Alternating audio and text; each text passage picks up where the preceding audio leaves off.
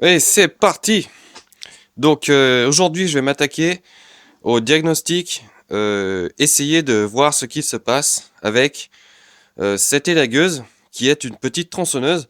Donc c'est simple, hein, c'est un moteur thermique essence alimenté en carburant mélange, huile, essence. C'est un moteur 2 temps.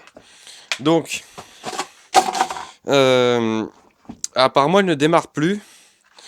Donc il faut regarder, il y a des sécurités ou des boutons. Donc là, c'est le choc, start, machin truc. Je sais pas, il y a un bouton là. Ça doit être, je sais pas, un cache. Voilà. Voilà, cache du filtre à air. Ok. Donc là, filtre à air. Qu'est-ce qu'on a d'autre? Ça, c'est une tirette. Ça là, c'est en train de se barrer. La tirette du starter, je pense. Voilà. Et que j'arrive à remettre. Voilà. Quand on tire, ça actionne le starter. Donc, là, on a la bougie ici. Donc, c'est un moteur 2 temps. Donc, c'est hyper simple. Hein, c'est pas compliqué. C'est un moteur 2 temps. Donc, voilà. On a une étincelle donc, qui sort depuis cet antiparasite et qui vient à la bougie. Donc, il faut sortir la bougie.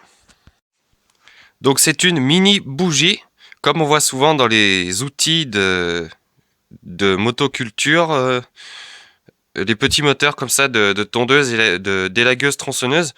Donc culot très court, bougie type chinoise, hein, sans marque. Voilà, aucune marque, juste une référence de qualité chinoise, on pourrait dire, avec l'électrode qui est vraiment serrée.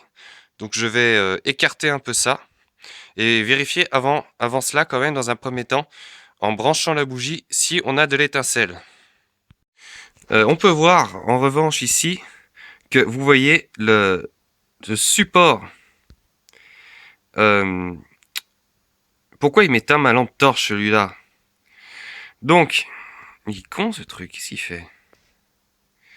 Donc, vous voyez ici que dedans, on a le, comment on appelle ça là, l'empreinte là, euh, le, voilà, qui transmet le courant, en fait, qui vient se prendre ici, donc l'empreinte en métal, voilà, qui se prend ici. Eh bien, on s'aperçoit qu'elle est complètement dans les choux, vous voyez. Donc, on va déjà essayer de rectifier ça. Et voilà. Donc là, je vais me mettre, je sais pas, sur une masse, sur la carcasse du moteur et j'observais l'étincelle. Donc voilà, là j'ai mis un fil pour faire masse. Putain, mais... là dedans.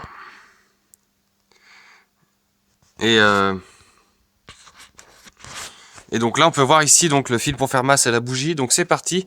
Je mets l'interrupteur hein, sur 1. Voilà. Et je vais lancer en tirant sur la tirette. Voilà.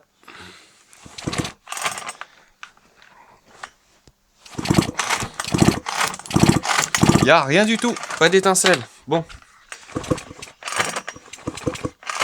Voilà. Donc pas d'étincelle. Donc voilà. J'ai remis un petit peu écarté l'électrode là, on peut voir ici. Hein, voilà. Donc on va faire le test de suite sans plus attendre. Donc je rebranche mon machin là-dedans. On peut voir que j'ai ramené un petit peu le ressort qui est un peu de travers, mais ça devrait le faire. Donc je rebranche ma bougie. Voilà. Allez, c'est parti mon kiki. Donc là je suis bien sur position 1. Hop. On y va. Toujours pas d'allumage. Voici l'interrupteur que j'ai désassemblé. Je vais enlever les deux cosses et les brancher ensemble pour vérifier déjà si le problème vient pas de l'interrupteur. Donc qui active l'électricité, voilà l'étincelle à la bougie, tout ça. Donc on va faire ça. Et voilà l'interrupteur. Donc j'ai branché le multimètre en position test de continuité avec le fonction bip. Donc là on peut voir que le courant passe, mais il passe pas, mais il passe. Et ce qui est étonnant c'est quand le courant passe, c'est quand il est sur 0. Donc est-ce que c'est une mise à la masse tout simplement? C'est branché comme une mise à la masse, comme sur la mobilette. Quand le courant est sur 0, et ben là, le courant il passe, il ressort. Donc en fait il passe dans l'interrupteur, il ressort et il vient à la masse, il irait à la masse, ce qui couperait le moteur. Donc si c'est ça, bon, on va quand même recontrôler s'il y a d'étincelles. Bon, ça m'étonne pas, il n'y en a pas. Bon, on va brancher l'interrupteur dans l'autre sens, hein, pour voir si on a une différence. On sait jamais. Donc, je rebranche l'interrupteur. Je le laisse sur 0 cette fois-ci. Voilà, sur 0. Voilà. Toujours rien. Donc c'est pas l'interrupteur, celui-là fonctionne. Donc ça, je peux remonter. Voilà. J'ai mis dans l'autre sens, je sais plus. Bon, je remonte ça et puis je m'attaque au reste. Quand vous n'avez pas de bougie à disposition, comment vous faites? Eh ben, vous allez sur la deuxième. Donc en fait, j'ai pas fait ce que je voulais faire au début. Ça, c'est la bougie qui va sur la deuxième, hein, donc c'est sur celle-là, que je sais pas, celle-là, il y a un souci là, il faut que je regarde. Mais pour l'instant, je m'occupe de celle-là. Mais celle-là, on voit qu'il n'y a pas d'allumage. Donc j'ai récupéré la bougie en fait d'origine de celle-ci, que j'ai montée, enfin je sais pas si elle est d'origine, mais que j'ai montée sur celle-ci. Et de cette façon, déjà, je contrôle l'état de ma bougie qui va sur celle là-bas. Je sais pas si vous avez bien capté le truc. Donc là, je mets sur 1. Et là, j'y vais.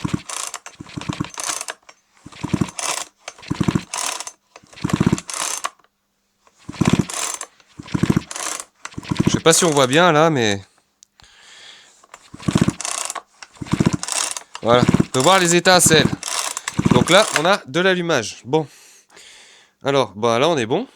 Allez, on teste au passage aussi la bougie de celle-ci, donc qui était la bougie montée sur cette élagueuse là. Donc j'y vais, c'est parti.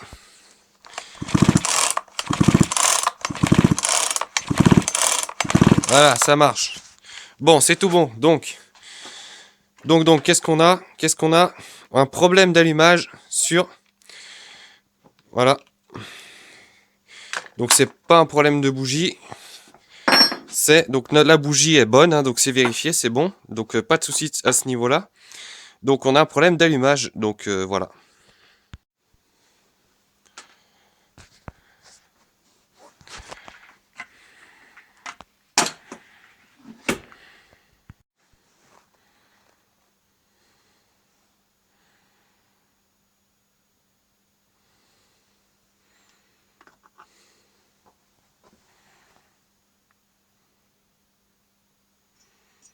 Donc là, on a notre bobine d'allumage qui est ici, reliée au fil haute tension, qui vient donc ici à l'antiparasite, qui est un faux antiparasite en fait, puisque c'est juste un contact métal sur bougie.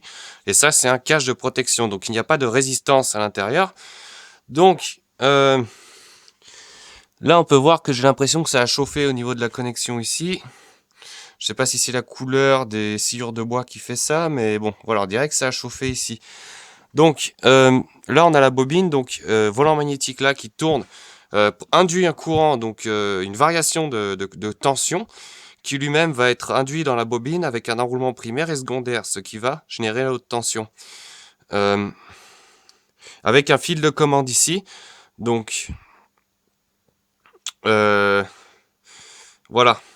Ouais, je sais plus comment ça marche en fait sur les machins comme ça. Donc là, quand ça va passer devant, ça va générer un machin. Bon, bref.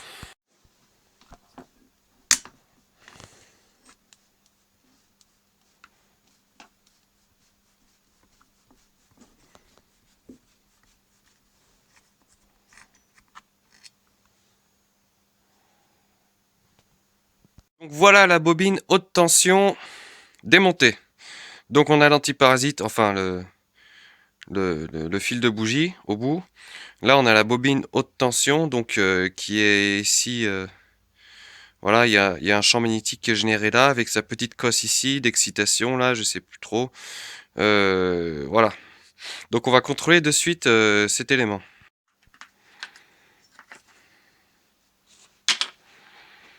Alors, donc, en fait, notre fil là, j'ai pas bien regardé tout à l'heure, mais il a la rainure blanche, vous voyez? Donc celui-là aussi, il a la rainure blanche, le rose là. Donc il va à cet interrupteur, il vient là, et il ressort en fil jaune-vert. Donc il ressort là, et il va se prendre je sais pas où. Peut-être sûrement sur la masse d'ailleurs.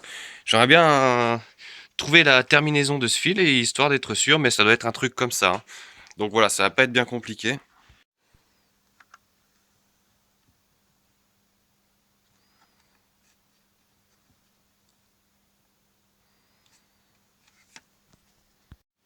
Bon alors, j'ai branché mon multimètre sur le calibre test de continuité. Je vais peut-être même me mettre sur test de résistance. Voilà. Donc, voilà, on peut voir quand je fais toucher les deux fils, j'ai une valeur qui s'affiche. 0,2 ohms. Voilà, donc hop, mes fils c'est bon. Donc, mes fils de mesure. Alors, allez, c'est parti. Premier test, on va se mettre n'importe où sur les deux points. De toute façon, il n'y a pas vraiment de possibilité de contrôle sur cette bobine, puisque on a la masse et on a la petite cosse et on a le fil de sortie. Donc là, je me branche sur le bobinage secondaire haute tension et sur la masse. On n'a rien du tout. OL, circuit ouvert. Donc, je me branche sur la petite cosse. On a OL, circuit ouvert. Donc pour moi, cette bobine est coupée à l'intérieur. Voilà, quelque part. Le bobinage primaire ou secondaire. Enfin, je sais pas, il y a un truc qui est coupé dedans, là, en tout cas. Elle est morte. Voilà. Bobine HS. Donc je vais contrôler maintenant la continuité du fil quand même pour être sûr. Bon, ce fil ne se dévisse pas, hein. C'est pas comme sur les mobs, par exemple, ou les autres. Peut-être aux autres éléments des autres engins. Ça, c'est moulé, hein. Le fil est carrément dedans et on peut pas l'enlever. Donc impossible de voir si c'est pas le fil qui est coupé à l'intérieur. Donc à voir. Donc là, j'ai enlevé le cache bougie là, qui ressemble à un antiparasite mais qui n'en est pas un. Donc le capuchon en caoutchouc, et on peut voir ici qu'on accède donc à la terminaison du fil. On peut voir comment c'est fixé d'origine. C'est un peu voilà comment c'est fait. Donc on a le fil au centre. On peut voir, on a une espèce de gaine isolée au centre, et puis là on est carrément planté dedans, voilà. Donc voir comment, voir s'il n'y a pas une connerie à ce niveau-là. Donc là je suis sur la petite cosse et sur le bout du fil. Et on peut voir ici que le multimètre il s'excite. Voilà, comme s'il y avait un faux contact. Vous voyez, là j'ai manœuvré un peu tout ça, donc il y a sûrement un faux contact dans ce fil, donc ce qui expliquerait donc l'absence d'étincelle. Donc peut-être la bobine est en bon état, mais c'est peut-être juste un faux contact à l'intérieur du fil. Donc, en fait, il m'a suffi juste de changer la position de ce ressort, en fait, de le replanter ailleurs, si vous voulez, parce qu'au centre, vous avez vraiment un tout petit fil, et vous voyez que là, on a la résistance, c'est bon, il nous a dit qu'une valeur en mégaohm, 0,5 mégaohm en l'occurrence, pour cette mesure-là. Donc, voilà, donc je crois que cette bobine peut reprendre du service. En fait, c'était un problème de faux contact. Donc il faut bien aussi contrôler tous les fils, parce que là, j'étais parti sur un diagnostic de bobine coupée à l'intérieur. En fait, ça venait du fil en lui-même. Enfin, si vous voulez, le système d'origine là qu'ils ont fait, c'est un peu de la cochonnerie. Hein. C'est pas très très sérieux, car avec les vibrations et tout, eh bien le système peut faire de faux contacts en fait, parce que c'est juste cet élément qui est planté dedans. Vous voyez? Et donc il vient toucher le fil qui passe au centre de cette grosse gaine. Et ce fil, en fait, là je vais pas trop le manœuvrer, mais au centre il y a une espèce de gaine caoutchouc qui est enroulé d'un mini fil de fer tout autour. Et c'est ce mini fil de fer qui fait l'étincelle de la bougie. Donc c'est vraiment très très délicat pour les contacts. Donc voilà. Bon là on va tester ça, je vais remonter ça. Par mesure de précaution, j'ai quand même pris soin de placer un morceau de gaine thermo-rétractable. Donc pour solidariser un peu, solidariser,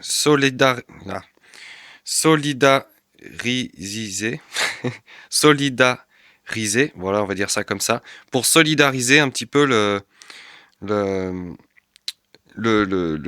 l'épingle au bout, voilà, pour éviter qu'avec les vibrations de l'élagueuse, voilà, c'est des moteurs qui vibrent et tout en deux temps, petit moteur, donc pour éviter que tout ça, avec les vibrations, ça recommence, bah, précaution, on met un morceau de gaine, ça peut que améliorer les choses. C'est peut-être pas la meilleure solution, mais bon, quand on est sur du montage Made in China, hein, on peut pas faire grand chose de mieux. À part mettre enfiler un antiparasite carrément. Mais bon, c'est pas dit que ça pète pas le petit brin de fil à l'intérieur. Donc, et puis en plus, les antiparasites qui se trouvent la plupart du temps ou que j'ai en stock sont des antiparasites avec une résistance, soit de 5 kOhms, soit de 10 kOhms. Ceux-là, c'est vraiment, ils ont aucune résistance.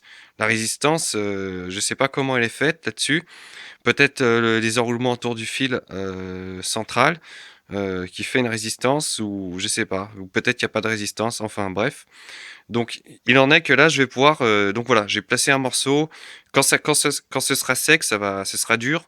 Et donc avec un peu de chance, la panne va pas revenir de suite ou voire jamais. Donc voilà. De toute façon avec du matos comme celui-là, on peut pas faire grand chose de mieux. Donc là je vais remonter tout ça et on va tester.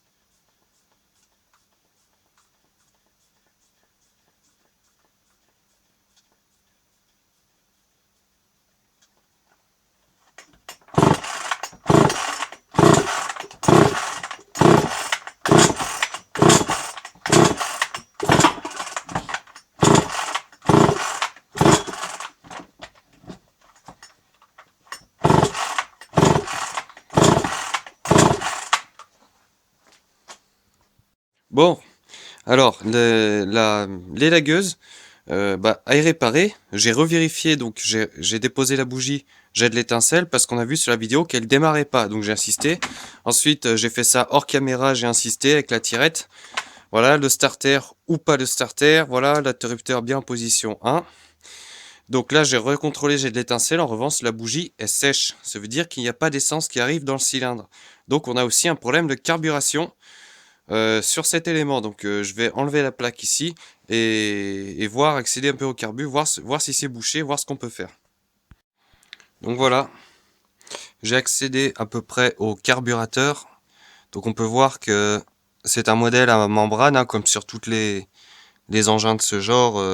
C'est des carbus qui peuvent fonctionner dans toutes les positions. Donc il n'y a pas de déjaugeage sur ce modèle-là. Et moi je pense qu'en fait je vais essayer de faire péter les deux vis, enlever les petits caches membranes, voir s'il n'y a pas de la merde dans le carbu. Parce que le problème vient sûrement de là. Donc là on a la pipe d'admission ici avec un joint en plastique caoutchouc. Donc voilà, on va continuer.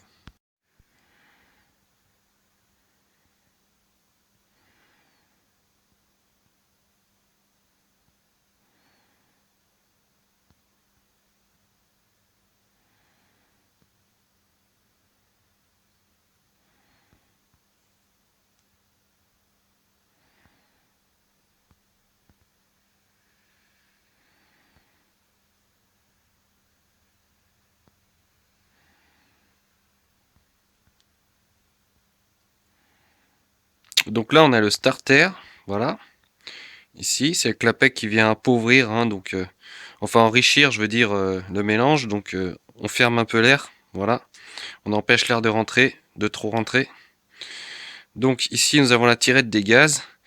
Et voilà, et là nous avons un conduit d'arrivée et un conduit de retour réservoir. Voilà. Et là nous avons donc des systèmes à membrane, hein, donc je vais voir si je démonte ça, voir si les membranes ne sont pas percées, et dans au cas on nettoie, on remonte et ça devrait fonctionner. Donc là j'ai enlevé le couvercle de derrière, hein. Donc on peut voir déjà la saleté, hein, les morceaux de mousse là collés, je sais pas ce que c'est. Là dedans la couleur de l'essence est plus couleur essence, c'est une espèce de couleur mauve là qui n'est même plus transparente, donc voilà, ce sera l'occasion de... Voilà, donc pour ce côté on est bon. Donc voilà la fameuse membrane. Voilà, on peut voir qu'elle n'est pas percée apparemment, donc c'est tant mieux pour le propriétaire de l'élagueuse. Donc normalement, juste un nettoyage et ça devrait repartir. Donc je vais essayer de l'enlever sans la déchirer. Et après je nettoierai l'intérieur, à passer un coup de soufflette partout et remonter.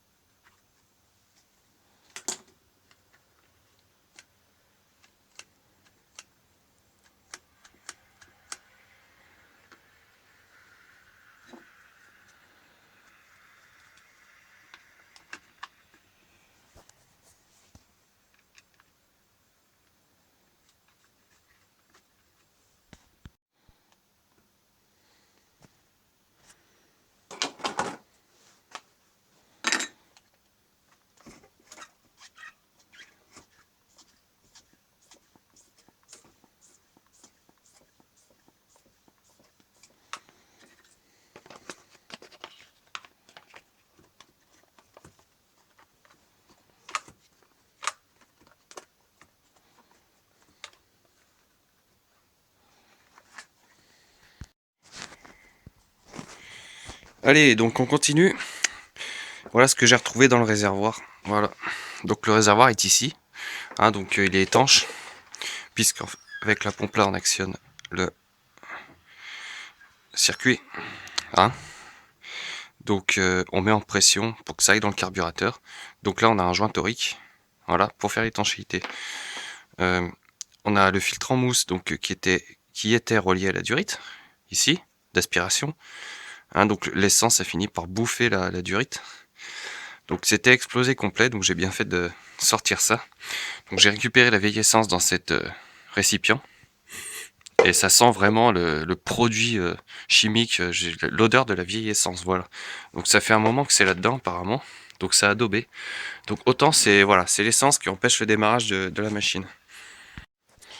Allez, donc là j'ai remplacé un conduit d'alimentation en essence, voilà, durite neuve, qui plonge dans le réservoir et qui vient se prendre donc sur le filtre à essence, donc qui se déchirait avec l'ancienne durite.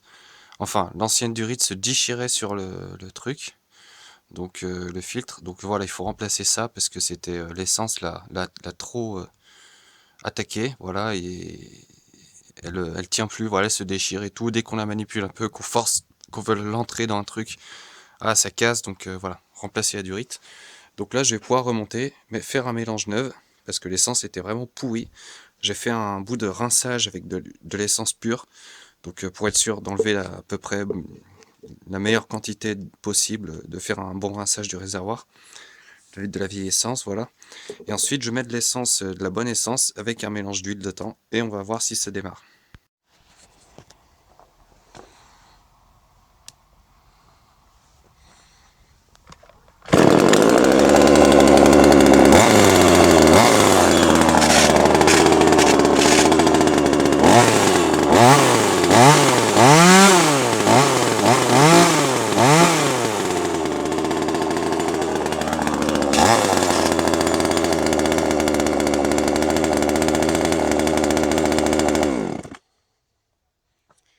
Donc voilà, j'ai commencé à régler donc le carburateur avec les deux vis, donc dont la position, il y a deux vis, une avec le H et une avec le L qui correspond à low et high, comme bas régime et haut régime. Donc la vis du bas régime conditionne le démarrage de la machine, ainsi que quand on accélère, voilà, que le moteur prenne les tours qui ne calent pas, hein. Donc j'ai dû la dévisser de quelques tours, 3 ou 4 tours, un truc comme ça, je sais plus exactement, puisque j'ai agi sans vraiment regarder, en même temps que le moteur tournait en agissant sur la poignée, jusqu'à trouver un réglage correct. Et il restera à régler la vis au régime, donc c'est-à-dire qu'il conditionne le régime maximum, en gros, de la machine. Donc voilà, hein, donc là elle fonctionne. Donc on avait un problème d'allumage et un problème d'essence pourrie, un daubé, c'est-à-dire un mélange de temps qui ne permettait plus l'allumage. Voilà. Donc lorsque le mélange de temps traîne trop longtemps dans le réservoir, les essences plombées d'aujourd'hui, samplon 95 et samplon 98, se dégradent et les éléments nécessaires à l'allumage par la bougie s'évaporent, ce qui fait qu'en fait l'essence n'est inutilisable parce qu'elle supporte mal, les essences plombées d'aujourd'hui, 95 et 98, supportent mal l'huile moteur de temps. Donc lorsqu'on fait un mélange, les éléments nécessaires donc à l'allumage s'évaporent très vite. Donc lorsqu'on fait les mélanges, hein, donc ça supporte mal les mélanges, ces essences plombées. Donc voilà, faut pas laisser ça traîner trop longtemps dans le réservoir. Il conseille à peu près un mois maximum. Donc là j'ai mis un mélange tout neuf et là c'est reparti. Donc avec un nettoyage carbu, donc ça y a fait que du bien puisque le carbu était un peu, ça a permis voilà, de le souffler dans tous les sens, voilà, d'enlever un peu la merde qu'il y avait dedans. Donc là ça fonctionne. Donc je vais peaufiner les réglages. Donc voilà. Fin de la vidéo donc de dépannage de la tronçonneuse. Donc maintenant ça fonctionne. Donc on a pu voir un peu les étapes donc du diagnostic et donc de la remise en fonctionnement. Allez, c'est parti. Donc, on recommence la deuxième élagueuse là, donc qui a une petite tronçonneuse. Donc ce modèle, en fait, il est identique à celui que je viens de remettre en état de fonctionnement. Donc, à savoir qu'en fait, c'est sûrement un modèle fabriqué par le même constructeur, mais vendu, en fait, sous-traité, vendu à d'autres marques, à d'autres distributeurs. Donc, qui est en fait une couleur qui est différente de la couleur de l'autre, mais au niveau des assemblages, de la mécanique, etc., c'est quasiment la même chose. On notera une légère différence au niveau des grilles d'ouverture, voilà, du design léger, donc légère différence de certains éléments, mais grosso modo, mécaniquement, c'est la même chose. Donc ça repose sur la même base mécanique. Donc celle-ci, on a un souci donc d'alimentation quand je pompe sur la pompette. On entend qu'il ne se passe rien. Voilà, l'essence n'est pas injectée dans le carbu, donc en fait, elle doit sûrement pas démarrer celle-ci. En revanche, il y a de l'allumage, donc j'avais testé auparavant. L'allumage se fait. Donc là, il va falloir se pencher plutôt du côté donc de l'alimentation carburant. Donc je vais enlever cette plaque et puis je vais contrôler aussi, voir si les tuyaux sont pas coupés dans le réservoir. Parce que là, en fait, on a l'impression qu'il n'y a pas d'essence. En fait, il n'y a pas d'essence, voilà. Mais dans le réservoir, on a le plein quasiment. Donc vérifiez déjà là, les tuyaux d'alimentation s'il n'y a rien de coupé. Donc on peut apercevoir là-bas au fond le filtre à essence qui est connecté à la durite noire qui va jusque la cloison, caoutchouc, étanchéité, qui est ensuite relié à la pompette, qui a simplement une valve anti-retour. En gros, quand on pousse, ça injecte dans le réservoir le circuit de retour, et quand on lâche, ça aspire. Et il y a un clapet là-dedans qui fait en sorte que quand que cela voilà, fasse un circuit fermé. Donc en fait, ça amène jusqu'au carbu, et sur le carbu, il y a un retour donc qui amène jusqu'au réservoir. Ça fait qu'en fait, on crée un circuit et on purge en même temps l'air dans le circuit, et on met en pression aussi dans le réservoir pour que le carburateur à membrane puisse fonctionner. Donc là, vu qu'il n'y a pas le bouchon, on met pas en pression. Là, on est sur une procédure de contrôle. Donc déjà, au niveau des branchements, tout a l'air OK. Donc je vais enlever cette plaque et voir ce qui se passe. Donc là, surprise, donc j'ai enlevé le cache, donc qui est ici, hein, donc qui vient à ce niveau-là. Voilà. Donc là, on accède ici donc au circuit carburant comme sur l'autre tronçonneuse, hein, élagueuse, voilà, là-bas au fond. Donc c'est le même, c'est à peu près pareil. Donc là, on a deux durites et on peut voir que la surprise, on peut voir qu'il y a déjà un espèce d'apprenti mécano qui a touché à ces vis là, qui les a pas revissées, voilà. Ça a déjà été tripatouillé tout ça. Donc voilà, en fait, ça a déjà été touché. Donc là, quand je Voilà. Voilà, voilà. Vous voyez que la durite là est carrément débranchée de la pompette à main. Donc effectivement là, ça explique le fait que lorsque j'appuie, il se passe rien parce qu'il aspire de l'air et on n'envoie pas le carburant. Donc je vais voir si, suivant l'état de la durite, essayer un branchement et voir si ça tient et voir ce qui se passe. Donc on peut voir finalement que j'ai dit une petite bêtise. Il n'y a pas d'apprenti mécanicien ou je sais pas quoi qui a touché à ça.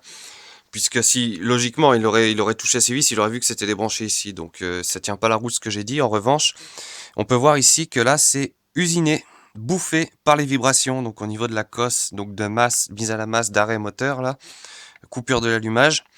Donc ici, on peut voir que voilà, ça a travaillé. En fait, si vous voulez, les vis se sont desserrées d'elles-mêmes et avec les vibrations d'utilisation de l'élagueuse, en fait, sont finies par percer la petite protection qui est là en papier, en gros carton. Donc c'est rien, c'est juste qu'il faudra resserrer tout ça et serrer plus fort et contrôler éventuellement les autres vis de façon à être sûr que rien n'est desserré.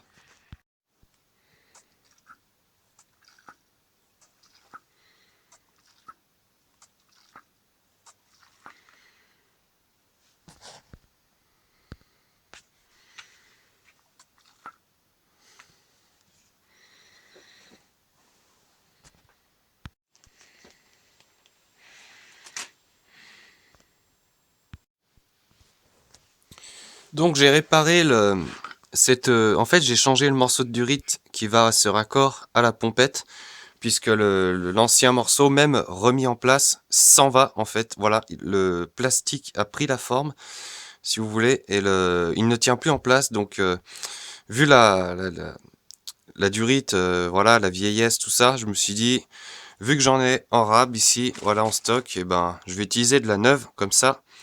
C'est réglé, donc j'ai fait ça, et là j'ai changé, donc j'ai raccordé ici, et là ça bouge plus, voilà, ça, je tire dessus, ça s'enlève pas, donc voilà, ici il y avait un petit collier, mais vu euh, la technologie du raccord là, on peut pas les tirer ceux-là, donc ça sert à rien d'en mettre un autre, euh, puisqu'en plus ma durite est légèrement plus petite en diamètre, donc en fait voilà, c'est le gros bordel. Je remets pas les colliers, mais c'est bon, ça va tenir normalement. De ce côté-là, il n'y en avait pas, ce qui explique qu'à la longue, c'est s'est déboîté. Mais là, avec de la durite neuve, c'est reparti pour un tour, pendant un bon moment. Donc voilà, on va faire ça. Je vais voir si je peaufine un peu ça. Mais déjà, je vais pouvoir faire un essai. Donc là, on peut voir que donc l'essence circule. En plus, elle est transparente, donc ce qui est sympa. Comme ça, on peut voir l'essence circuler. Voilà.